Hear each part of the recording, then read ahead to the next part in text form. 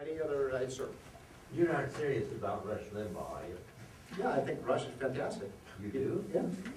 Well, you don't like Rush? I think he's a buffoon, and what he says himself is he's an entertainer. He's what? Oh, he is an entertainer. No, there's no question about that. But Rush speaks with a lot of common sense, you know, that is just missing from the public discourse in Washington. So, yeah, I think Rush is a great asset. Now, look, should he be the leader of the Republican Party? No. You know, obviously not. But is he smart? Yes. Is he right on economics? Yes. Does he understand economics more than just about anybody in Washington? Yes. Now, he is an entertainer. He's there to capture audience.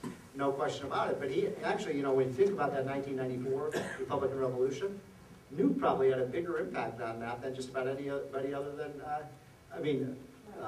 Rush did more than just about anybody other than Newt Gingrich. So, yeah, I'm a big admirer of his. I think he's great, and I think Fox News is great, and I think, you know, if you want the heavy lifting intellectual ammunition every day, you read the Wall Street Journal editorial page. I thought you were doing real well on that.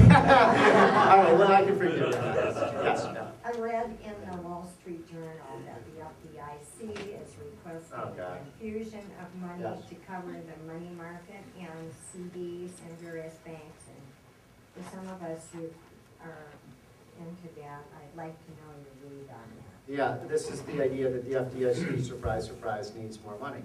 And you know, it's just unbelievable how much money we're spending right now. I mean, just let me say something as an aside, then I'll answer your question. You know, when I worked around Reagan in 1986 and 87, which was one of the proudest things, you know, I ever did, there was we did something in 1987. It was the first time that ever happened in American history. It's something we weren't proud of.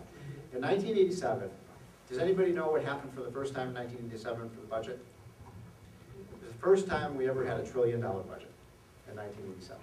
Okay, and I remember that so vividly because I went on. You'll appreciate this, Dan. I went on the Today Show, and Katie Couric did this interview for me. It was the first time I'd ever been on national TV, and I knew it was going to be on the budget, and the budget was coming out that Monday morning. So I studied and spent the entire weekend.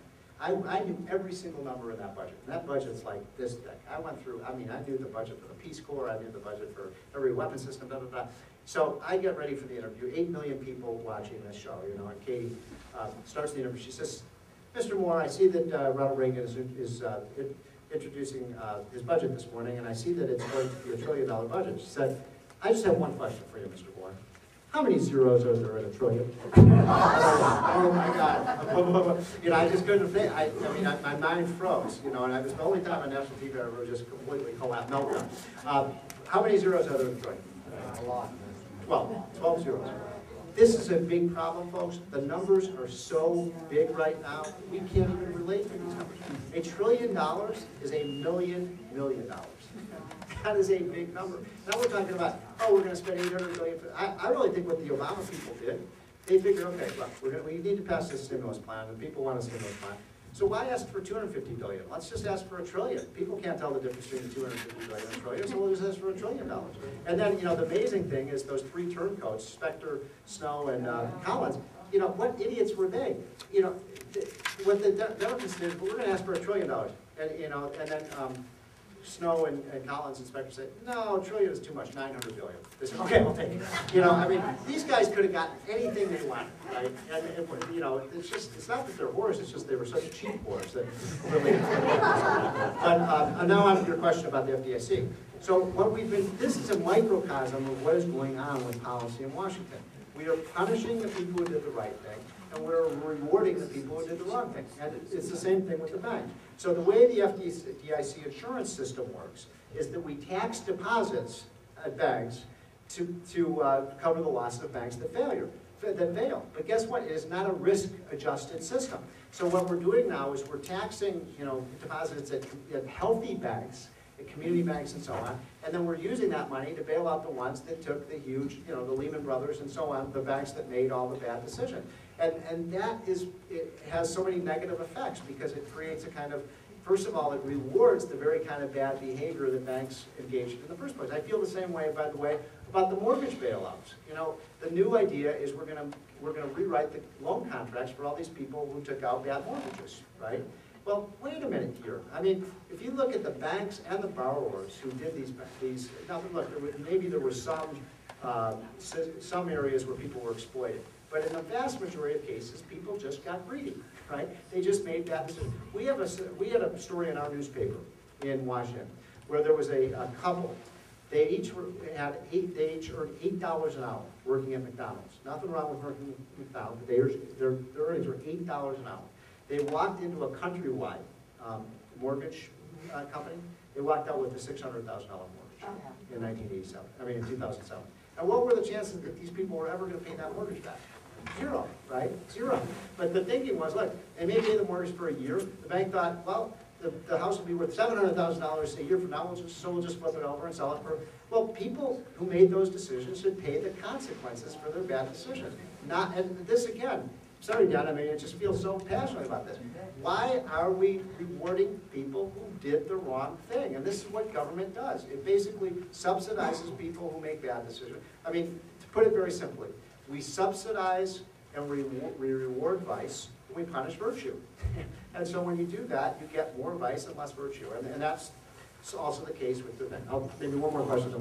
On this positive note, what will happen with the auto industry? I'm sorry. On this note, what will happen with the auto industry? The what? The auto industry. Auto industry. Oh, what's the question? Automobiles. What will Brock do? What am I going to do about cars? You want to know an amazing thing? I don't know if this was true today. I haven't looked recently, but it was true 3 weeks ago. Mattel, which makes Hot Wheels, its market capitalization was of greater value than the big three auto companies. So the company that makes toy cars was worth more than the company that makes real cars. A lot of you know more about this than I do. I've said this from the very beginning. GM and Chrysler have got to go into bankruptcy. I mean, there is absolutely no way those companies can go forward with the labor contracts. And I'm not blaming labor totally for what's gone wrong with those companies. There's huge mismanagement of those companies. But the average worker is paid $70 an hour at Ford and Chrysler, when you include the health benefits and so on. The average worker at some of these the Honda editorial plants that are in states like Alabama and Texas, they earn about $30 an hour. How do you compete when you're paying people twice what the market wage is? And the only way you can get out of those contracts, in my opinion, is put GM and Chrysler into bankruptcy and just void the contracts and just say, look, we're starting over again. We're paying people $20 or $30 an hour. If you want the job, you got it. If you don't, I mean, what's the alternative to that, right? I mean, the alternative is everybody just loses their job, or else we continue to put money behind these companies. The amazing thing about the bailouts that we've done, and this is true of GM, I think Ford, by the way, is going to be okay, but GM and Chrysler are in big trouble. And the problem with all these bailouts is, if you look at these companies like AIG, Citibank, GM, they are worth less today than even the amount of money that we put into them in the last 3 months. In other words, we've put $150 billion of taxpayer money into Citibank in the last 3 months, but its market cap is worth $30 billion or something like that. So what happened to the $120 billion, the other $120 billion?